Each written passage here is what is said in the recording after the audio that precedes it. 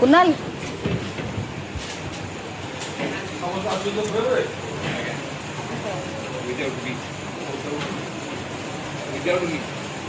without me.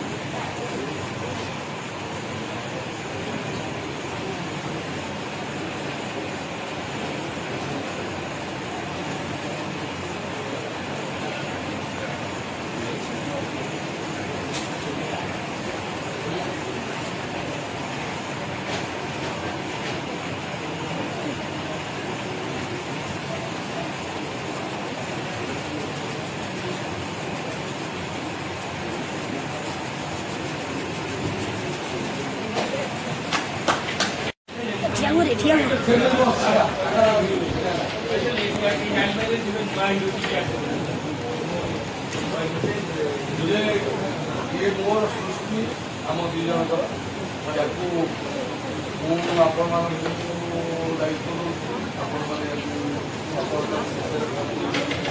आशा करूँ कलाकार सब पदप्रगति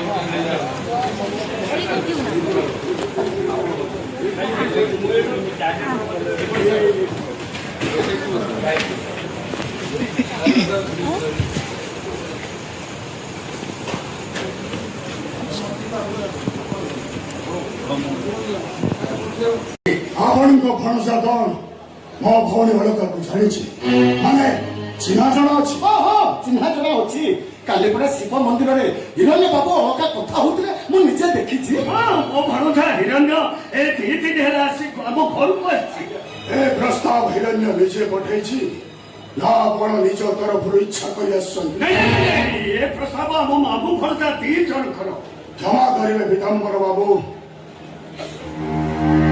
ए प्रस्ताव को मु ग्रहण करि पारुनी ठीक छै सुकुमा मो भरोसा करो खबर पसंद न खाली आपण को भरोसा न आपण को खानदान मध्य मोर पसंद हम सम्मान दिले आपण निजे वासी प्रथमे मध्यस्थ माध्यमरे ए प्रस्ताव पठेइ थानु कारण प्रस्ताव पढ़िबा और विवाह स्थिर होबा एका कथा नुहे आने करे वर्णना सुकुमा काई के मते कखेला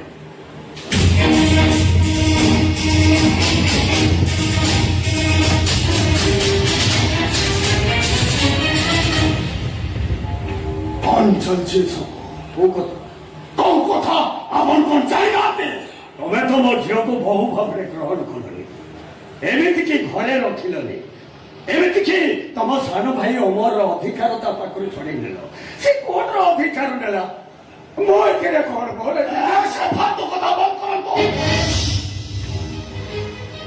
ओ हमार कथा पचाउनी पचाउची मो भौणी अलकार कथा तम भौणी अलका ए अमूल्य मास्टर स्त्री से कथा पत्ते काहे की पचाउछ हिरण्य हिरण्य आपण को भरोसा केलुए से मो भरोसा से तो तमे तो ताको पसंद करनी से खाई एई अमूल्य सहित तमे तार बाहागर करदेलो से कथा पत्ते पचाउछ काहे की आज मो भरोसा को खोजुछ काहे की बाहा करेनी बोली मो भौणी को सिखाई ता संसार बाकी ताको साकरे नहीं पड़ेगो सेमिति किछि हेछि की ए कथा तो मु जानिनी किंतु आपण को भरोसा हिरण्य वर्तमान कोठी ए कथा तो आपण निश्चय जानिथिबे ना या से आसीथिला ए 3 घंटा पूर्व से कथा चले अरे हिरण्य बाबू का हम गाय में तरह आसो कि नहीं ये पे काई जासो ये सत्य कथा मु तो मामू से मो भरोसा मामू घर को भरोसा आसीबो केबे आसीबो केते थर आसीबो सेति भाई करो गां मुखिया करो अनुमति देवा को पड़िबो ना करो हमू घर को से आसू कि मामू घरे सब दिन पाई रहो से मोर सायस किछ नाही किंतु जो छो से पसंद करूला ଜଣଙ୍କର ପତ୍ନୀ ହେଇସାରିଲା ପରେ ତାକୁ ଶିବ ମନ୍ଦିର ପାଖକୁ ଡାକି ତା ସହ ମିଳାମିଶା କରିବା କ'ଣ ଉଚିତ? ହେଲେ ସେ ଝିଅ ସେଠିକି ଯାଉଥିଲା କାହିଁକି? ତମେ ତାକୁ ମନା କଲନି? ମନା କଲେନି ବୋଲି ସେ ତାକୁ ଶିଖେଇ କଟକ ନେଇ ପଳେଇବ। ଦେଖନ୍ତୁ ଏମିତି କଥା କହି ମୋ ଭଣଜାକୁ ଆପଣ ବଦନାମ କରୁଛନ୍ତି। ଆଚ୍ଛା, ଆପଣଙ୍କ ଭଉଣୀ ମୋ ଭଣଜା ସହିତ ଯାଇଛି, ଏକଥା କିଏ ଦେଖିଛି? ମୁଁ ଦେଖିଛି, ଖାଲି ଦେଖିନି ସେମାନଙ୍କ ସାଙ୍ଗରେ କଥାବାର୍ତ୍ତା ବି ହେଇଛି। ଆଉ ମୁଁ ପଚାରି ପାରୁନୁ ସେମାନେ ମତେ ନାଲି ଆଖି ଦେଖେଇ ଚାଲେ। ଅସୁବିଧା କଣ? ଆରେ ସେ ଉଭୟ ଉଭୟକୁ ଜାଣିଛନ୍ତି, ଚିହ୍ନିଛନ୍ତି। ଯଦି କଟକ ବୁଲିବାକୁ ଚାଲିଗଲେ ଏଥିରେ ଅସୁବିଧା କଣ ହେଲା ମୁଁ ତ କିଛି ବୁଝିପାରୁନି। ଏମିତି ଆପଣ ବୁଝିପାରୁନାହାନ୍ତି? ହିରଣ୍ୟ ହଉଛି ଆପଣଙ୍କ ଭଣଜା, ଅଳକା ହଉଛି ମୋ ପତ୍ନୀ। ସେମାନେ ଦୁହେଁ ଯାଇ ଏମିତି କଟକରେ ଏକାଠି ରହିବା ଆପଣଙ୍କୁ ଅସଙ୍ଗତ ମନେ ହଉନି? ଅସଙ୍ଗତ କଥା ମୁଁ କହିପାରିବିନି।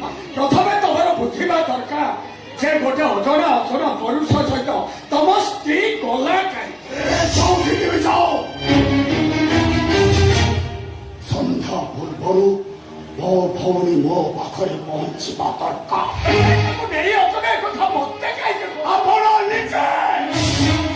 ଆପଣ ନିଜେ ଯାଇ ତାକୁ ଏଠିକି ଆଣିବେ। ସେ କାମ ମୁଁ କରିପାରିବିନି। କେମିତି ଆପଣଙ୍କ ପାଇଁ ମନେ ରାମ ହଉଛି। ତମର ଯାହା ଇଚ୍ଛା ତାହା କର,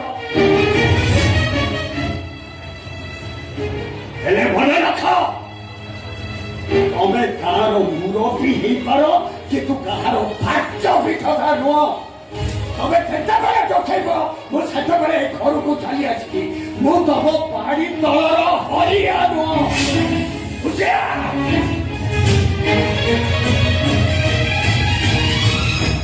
ବାବୁ ଆମେ ଏବେ କଣ କରିବା?